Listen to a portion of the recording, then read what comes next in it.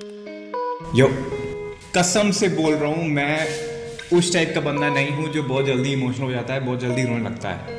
लेकिन इस एनिमे ने वो भी रिकॉर्ड तोड़ दिया मेरा। Hi guys, this is Ronak and I make anime content for India। अगर आपको एनिमे देखना पसंद है तो आपको इस चैनल में बहुत मजा आएगा। अगर आपको एनिमे देखना नहीं पसंद है तो इस चैनल की कोई भी एक वीडियो को ट्राई जरूर करना, क्या पता है एनिमे आपको पसंद हो जाए। और हाँ, सब्सक्राइब जरूर कर लेना। मैंने बहुत सारी मूवी देखी है, इमोशनल मूवी। जैसे बात करें जो हिरोशिमा के अटैक के बाद जो आफ्टर इफेक्ट्स पे एक मूवी बेस्ड थी जिसका नाम था ग्रेव ऑफ द फायरफ्लाइज, उस मूवी को देख करके मैं सैड हुआ था लेकिन रोया नहीं था, एग्जैक्टली नहीं रोया था। ऐसे बहुत सारी मूवी जैसे डीमन स्लेयर की म्यूगन ट्रेन जो है अभी जो आईज रिलीज हुई थी, उसमें भी मैं थोड़ा सा रोया था। लेकिन ये जो एनीमे है ना, टू योर इटर्निटी, इसकी जो क्रिएटर है वो एक फीमेल मांगा आर्टिस्ट है जिनका नाम है योशितोकी ओइमा, जो काफी पॉपुलर है साइलेंट वॉइस को लेकर के। साइलेंट वॉइस की मूवी के पीछे इन्हीं का हाथ है, इन्होंने ही बेसिकली साइलेंट वॉइस की स्टोरी लिखी थी। टू योर इटर्निटी 2016 में आई थी और विद इन 2 इयर्स इसको लोगों ने बहुत पसंद किया था और ठीक 2 साल में ही फ्रेंच जापान एक्सपो में इसने बेस्ट शोनन मांगा का अवार्ड भी जीत लिया। लोगों ने काफी ज्यादा पसंद किया, लोग मतलब चाहते हैं इमोशनल चीजें देखना, बेसिकली पॉइंट यही है। टू योर इटर्निटी को एनिमेट किया है ब्रेन स्पेस ने और हो सकता है आपने इसका नाम पहली बार सुना हो क्योंकि ये उतनी पॉपुलर नहीं है, पर बहुत जल्द ब्रेन स्पेस को बहुत खतरनाक पॉपुलैरिटी मिलने वाली है और वो पॉपुलैरिटी इस एनिमे की ही वजह से मिलेगा। और अगर मैं बात करूं एनिमेशन की, तो एनिमेशन में मुझे कोई प्रॉब्लम नहीं है, इनफैक्ट अच्छी एनिमेशन है। इसका जो क्रिएटर है योशितोकी ओइमा, वो मुझे लगता है उसका काम ही है, उसका मतलब उस टाइप का बनाने का मन ही करता है कि हमारे जो कंटेंट है उसको देख करके लोग रोएं। उसके पहले,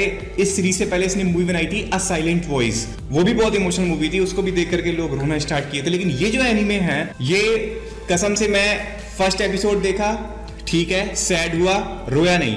सेकेंड देखा, ठीक है, सैड हुआ, रोया नहीं।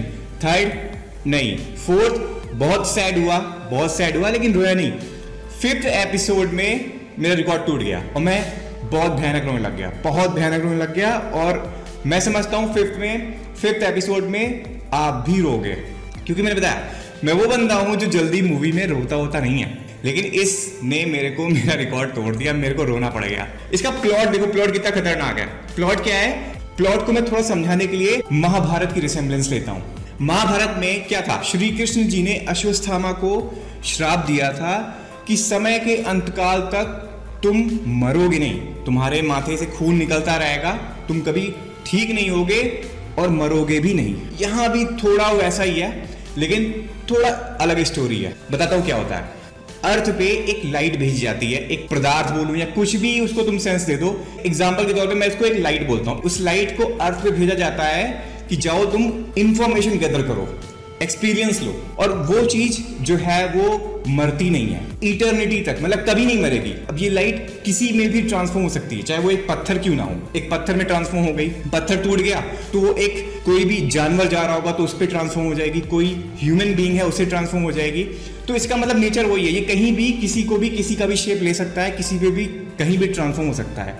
स्टोरी स्टार्ट करते हैं। अब क्योंकि वो लाइट पहले जब आई, मतलब अर्थ पे जब आई, तो वो केवल एक लाइट ही थी। उसने पहला चीज जो देखा अर्थ पे तो वो थी सॉलिड स्टेट ऑफ मैटर। ये एक सॉलिड स्टेट ऑफ मैटर है, तो मैं इसको उसी में समा गया और फिर मैं एक स्टोन बन गया। उसी स्टोन के पास एक दिन क्या हुआ, एक वोल्फ आता है, व्हाइट कलर का वोल्फ आता है, बिल्कुल गेम ऑफ थ्रोन्स वाला। वो उस लाइट ने उसको देखा, फिर वो मतलब एक वोल्फ बन गया। अब वो वोल्फ एक पालतू वोल्फ होता था। वोल्फ जो था वो जब गया अपने मालिक के पास, मालिक पहचान लिया। मालिक बोल रहा था कि तुम कहाँ चले गए थे। एक तो वो बर्फीली जगह है, वहां पे उसके अलावा कोई है भी नहीं, तो जाहिर सी बात है कोई भी बंदा रहेगा उसके पास, अगर कोई जानवर रहेगा तो उसकी बहुत फिक्र करेगा, उससे अटैचमेंट बहुत ज्यादा हो जाएगा। तो वो जो लड़का रहता है वो उससे बात बहुत करता है क्योंकि वो अकेला है, और क्या करे बेचारा, जो रहेगा उसी से बात करेगा। तो वो उससे कनेक्टिविटी करना स्टार्ट करता है धीरे धीरे। जो वोल्फ है वो क्या है, वो सीख रहा है कि इमोशंस क्या होते हैं, वो सीख रहा है कि वैल्यूज क्या होती हैं। तो कनेक्टिविटी थोड़ी मेंटेन हो जाती है, दोनों का जो बॉन्ड है ना, वो बॉन्ड बहुत मतलब बनने लगता है धीरे धीरे। वो लड़का बेसिकली भटका हुआ रहता है, उसे जाना होता है अपनी मंजिल में, जहाँ पे लोग हो, जहाँ पे गाँव हो, जिससे थोड़ा वो सर्वाइव कर सके। बेचारा वो सर्वाइव करते करते मतलब जा रहा होता है बर्फीली वाली जगह पे। अचानक से एक मोमेंट आता है जहाँ पे वो घायल हो जाता है। बेसिकली वो बर्फ में गिर जाता है और चोट लग जाती है। तो चल फिर नहीं पाता है, तो वो अपनी जर्नी जो बैक कर लेता है। तो उस केस में क्या होता है, रिकवरी रेट जो है बहुत कम हो जाता है और उसका जो घाव है वो बहुत बढ़ता जाता है। एक मोमेंट ऐसा आता है कि वो बेचारा जो है बिल्कुल अपनी आखिरी सांस ले रहा होता है, तो उस आखिरी सांस लेते टाइम भी वो वोल्फ उसके साथ रहता है। वो वोल्फ से बहुत ज्यादा वो मतलब कनेक्टेड रहता है। तो वो वोल्फ को बोलता है कि प्रॉमिस मी वन थिंग, कभी तुम मुझे भूलना मत। ये चीज जो है वो जो मतलब वोल्फ है उसके अंदर जो लाइट है उसके अंदर फीलिंग डाल देती है और वो उसी बच्चे का शेप मतलब उसी लड़के का शेप फिर ले लेता है जो उसके मरने के बाद। लेकिन उसके अंदर फीलिंग चली जा चुकी है उस लड़के की, उस लड़के से रिलेटेड उसकी जो फीलिंग है वो चली जा चुकी है। हो सकता है कभी भुला ना पाए, क्योंकि उसने बोला इस सेंस में बहुत ज़्यादा दर्दनाक वाली सीन थी वो, बहुत ज़्यादा। मेरे जैसे इंसान ना होते तो हो सकता है वहाँ पे तुम रो देते फर्स्ट एपिसोड में। लेकिन वो ये है कि मैं जल्दी शो में रोता नहीं हूँ। धीरे धीरे जैसे स्टोरी आगे बढ़ रही है ना, उतना ही ज़्यादा एक्सट्रीमली इमोशनल होता जा रहा है। फिर कहानी स्टार्ट होती है एक छोटी सी लड़की की। अब उस छोटी सी लड़की की जो कहानी है वो मैं कुछ स्पॉइलर नहीं देना चाहता हूँ, वो तुम एनिमे को स्टार्ट करके देखो। ये कोई रिव्यू नहीं थी, मेरा इंप्रेशन था। रिव्यू मैं समझता हूँ रिव्यू बिना सीजन कंप्लीट हुए बनाना सही चीज़ नहीं है। तो जब सीजन कंप्लीट होगा तो हो सकता है मैं रिव्यू बनाऊँ, लेकिन अभी के लिए मैंने अपना इंप्रेशन बनाया है। जरूर देखो इस शो को, बहुत बेहतरीन शो है।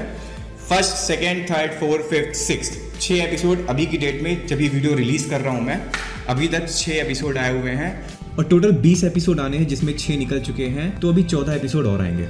बहुत ही ज़्यादा मज़ेदार स्टोरी है, बहुत रुला देगी आपको।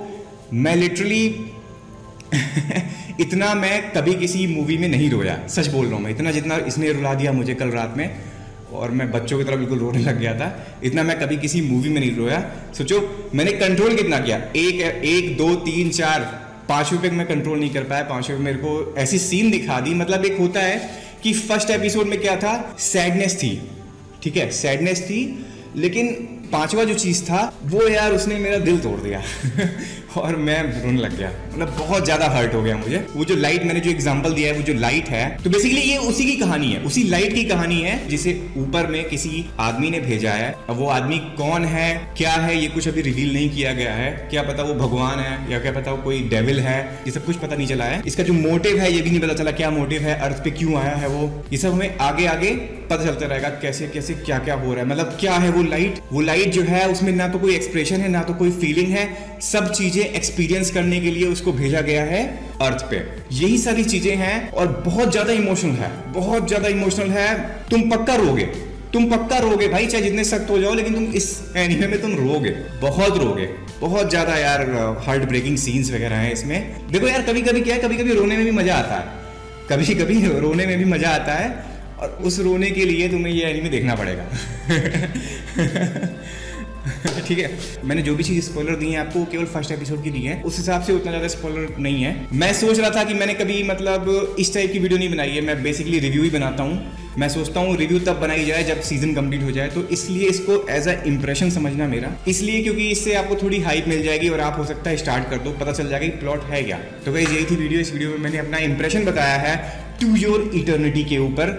अगर आपको ये पसंद आई होगी वीडियो तो लाइक जरूर कर देना, चैनल पे नया सब्सक्राइब कर देना। मिलते हैं नेक्स्ट वीडियो में, तब तक के लिए बाय बाय। तो कैसी लगी वीडियो मेरे को कमेंट सेक्शन में कमेंट करके बताना। कुछ क्वेश्चन है माइंड में तो बिल्कुल कमेंट करके पूछ लेना। वीडियो पसंद आई होगी तो लाइक जरूर कर देना और चैनल पे नए हो तो सब्सक्राइब जरूर कर लेना। मिलते हैं नेक्स्ट वीडियो में, तब तक के लिए बाय बाय।